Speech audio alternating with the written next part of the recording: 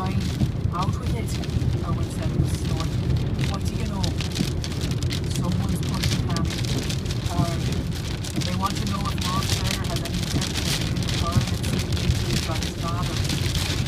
That was 10 minutes ago, Owen reported, his anger rising. That seat's been filled. Not permanently, Killarney said. Not if another Turner were to claim it for his own. A move like that could change the tide for the Fenians and Home Rule. So it is the Fenians who are asking about the Turners. He shook his head. Not the Fenians. One Fenian. He licked his lips. Only this time it wasn't an effect. The guilt. Owen scratched his temple. Are you telling me the Kilt is acting alone in this? That he's digging for information outside of the organization's wishes? Straightening his shoulders, Killarney nodded. Your turn. What do you know about the cloud? Suspicion gathered in the back of Owen's mind. He smiled.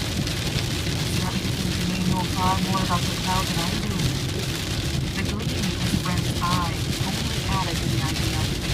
Owen shook his head and then proceeded to fill Killarney in on everything he knew about Brian the Cloud. Anna glanced at the clock on the wall above Mr. O'Bannon's desk. 5 minutes past the hour. Outside the large